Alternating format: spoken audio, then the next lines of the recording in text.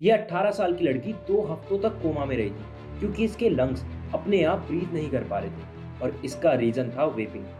New York times की 2020 की एक रिपोर्ट में ये शॉकिंग नंबर्स आए थे जिसमें वेपिंग की वजह से 2602 केसेस सामने आए थे और 59 डेथ्स हुई थी और इसमें ज्यादातर यंगस्टर्स इन्वॉल्व थे। और हम इंडियंस फॉरेन कल्चर को काफी जल्दी अपना लेते हैं क्योंकि हमें वो एक सुपीरियर कल्चर लगता है। इसी की वजह से आज इंडिया में वेपिंग का कल्चर काफी जल्दी यंगस्टर्स में फैल गया है और ये एक सोशल स्टेटस बन चुका है।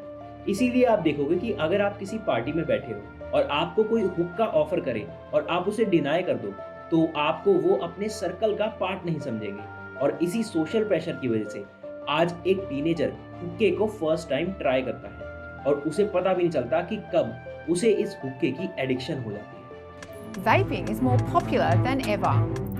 Medical research has concluded the vapor from e-cigarette devices can be harmful. And new research is shedding light on the health risks of e-cigarettes. The American Heart Association finds vaping may have long-term impacts on a user's heart and lungs. Ban e-cigarettes. अब हुक्का और e cigarette को addictive बनाने के लिए इसमें use किया जाता है निकोटीन का और ये इतना एडिक्टिव होता है कि एक अडल्ट भी इसे छोड़ नहीं पाता है। तो अगर एक टीनेजर को इतनी कम एज से ही इसकी आदत पड़ जाएगी तो वो परमानेंटली इस पे डिपेंड हो जाएगी और इसीलिए वो एक बार शुरू करने के बाद इसे कभी नहीं छोड़ पाते। अगर आप टियर 1 सिटीज में रहते हो तो आपको ये बहुत ही कॉमनली देखने को मिल जाएंगे।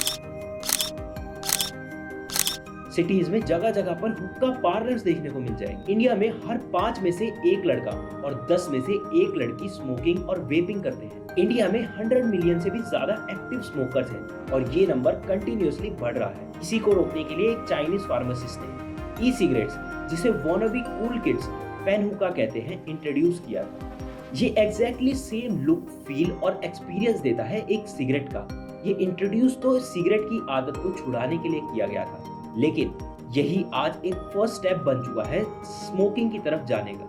पहले इसकी आदत लगती है कूल दिखने के लिए, फिर ये एक स्ट्रेस बस्टर बन जाता है और जब तक उन्हें पता चलता है कि ये उनके लिए बहुत ही खतरनाक है, वो अपने आप को एक हॉस्पिटल में पाते हैं, जैसा कि इस लड़की के साथ हुआ था, जिसके बाद ये खुद ही इसके खिलाफ कैंपेन चला रही थी। इसी के चलते 2019 में इंडियन गवर्नमेंट ने ई सिगरेट्स के प्रोडक्शन, स्टोरेज और डिस्ट्रीब्यूशन पर बैन लगा दिया था। What the cabinet has given approval today is first a decision to ban e-cigarettes, which is also otherwise technically called the ENDS, right?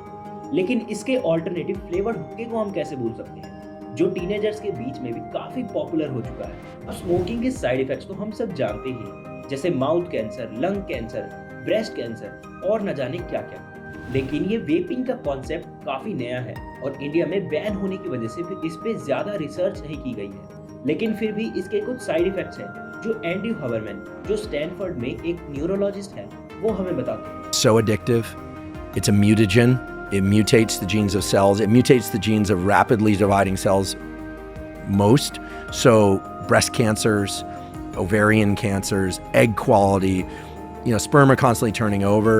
अगर एक टीनेजर इसे 16-17 साल की उम्र से ही लेना शुरू कर दे तो वो उसकी ब्रेन डेवलपमेंट को भी रोक देता है। और शॉकिंग चीज तो ये है कि वेपिंग 10-12 साल पहले ही पॉपुलर हुई है और इसके पॉपुलर होने के पीछे का राज इसकी अट्रैक्टिव मार्केटिंग है जो टीनेजर्स को काफी अट्रैक्ट करती है। सोशल मीडिया इन्फ्लुएंसर्स को फ्री में ये प्रोडक्ट्स भेजकर यूथ के बीच में इसे पॉपुलर किया जा रहा है। इंडिया में बैन होने के बावजूद भी यूट्यूब पर पनवाड़ी की दुकानों पर ये खुले आम बिक रहा है, जो ब्लैक मार्केट से सप्लाई किया जा रहा है और ब्लैक मार्केट से आने की वजह से इसमें कोई सेफ्टी भी मेंटेन नहीं की जाती है, जैसे कुछ ई सिगरेट्स की फटने की न्यूज भी सामने आई है।